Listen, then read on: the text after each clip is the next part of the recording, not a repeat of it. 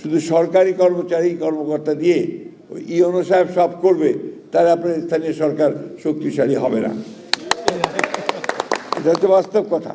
আমাদের মধ্যে কিন্তু একটা নতুন একটা বিভাজনের রাজনীতি করার চেষ্টা করা হচ্ছে। ধর্মের নাম নিয়ে আমাদেরকে বিভক্ত করার চেষ্টা করা হচ্ছে। এটাও আমাদের জন্য সঠিক নয়।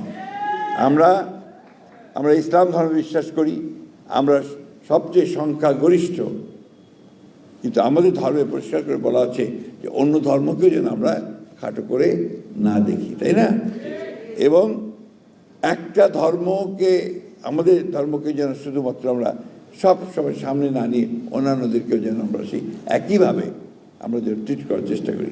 ধর্ম যার যার, রাষ্ট্র হচ্ছে সবার, ঠিক তো নাকি? আপনি যখন চেয়ারম্যান হন, আপনি হিন্দু ভাইদের দুর্গা পূজায় যান না, তাদের পূজায় যান না, তারা আপনাদের ঈদে পার্বণে আসে না আপনাদের কাছে? আসে তো, সবাই আসে। একসাথেই আমরা এখানে বেড়ে উঠেছি, একসাথেই আমরা থাকি। আমরা সামনে আপনাদের কিন্তু নির্বাচন আসছে।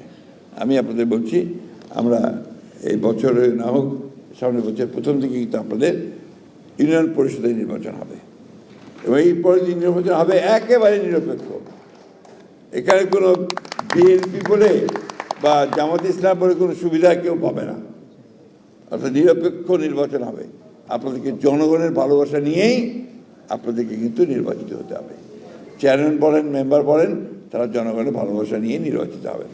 যারা মহিলা এমপি সদস্য হন, তাদেরকে সেইভাবে নির্বাচিত হতে হবে। অর্থাৎ সত্যিকার অর্থেই গণতন্ত্রের মূল ভিত্তি যেটা, যে একটা অবাধ, সুষ্ঠু, নিরপেক্ষ নির্বাচন হবে, সেই নির্বাচনে আপনারা নির্বাচিত হয়ে আসবেন।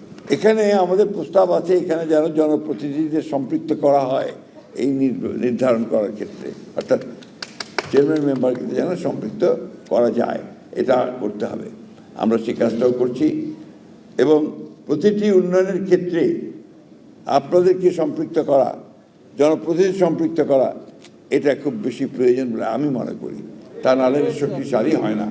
শুধু সরকারি কর্মচারী কর্মকর্তা দিয়ে ওই ইওনো সাহেব সব করবে, তাহলে আপনার স্থানীয় সরকার শক্তিশালী হবে না। এটা হচ্ছে বাস্তব কথা। অর্থাৎ স্থানীয় সরকার যার প্রতিনিধি, চেয়ারম্যান মেম্বার, তাদেরকে কিন্তু আপনার শক্তিশালী করতে হবে। যেটা আপনাকে বলেছেন, ক্ষমতায়ন করতে হবে। সেই ক্ষমতায়নটা হচ্ছে আপনাদেরকে শক্তিশালী করা, আপনাদের ক্ষমতা বৃদ্ধি করা।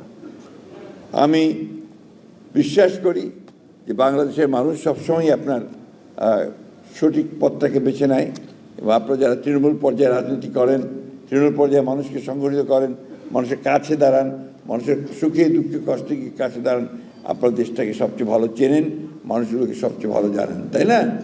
তো আমাদের একদিকে যেমন আপনার আমাদের মহিলাদেরকে ক্ষমতায়ন করতে হবে, অন্যদিকে শিক্ষা ব্যবস্থাটাকে আমাদেরকে এগিয়ে নিতে হবে। এই শিক্ষা ব্যবস্থাটাকে আগাতে না পারলে আমরা সামনে এগোতে পারবো না। আমাদের স্বাস্থ্য ব্যবস্থাকেও কিন্তু এই স্থানীয় সরকারের কাছে আনা দরকার, যাতে করে তারা তাদের ভূমিকা রাখতে পারেন, মানুষের স্বাস্থ্যের সেবার জন্য উন্নতি হয়, সেই ব্যবস্থা আমাদেরকে দেখতে হবে। আমাদের সমস্যা অনেক, একটা প্রায় 20 কোটি দেশের মানুষ, আমাদের সম্পদ অনেক সীমিত, এর মধ্যে যে সমস্ত কাজ রাতারাতি হয়ে যাবে সে কথাটাও মনে করার কোনো কারণ নেই। আরেকটা কথা আপনাদেরকে আমি জোর দিয়ে বলতে চাই, সব সময় বলি, এই ভাতার ব্যাপারটা নিয়ে আমি অবশ্যই আমাদের মাননীয় প্রধানমন্ত্রীর সঙ্গে কথা বলবো, তার কর্মসূচির কথা বলবো, এবং এটা যেন একটা সম্মানজনক জায়গায় আনা যায় সেই চেষ্টাটা আমি অবশ্যই করব।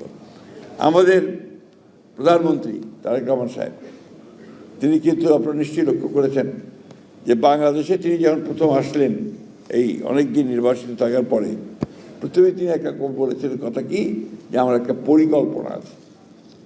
সেই পরিকল্পনা আছে দেশটাকে গড়বার তৈরির পরিকল্পনা, দেশটাকে নির্মাণ করবার পরিকল্পনা, তাই না?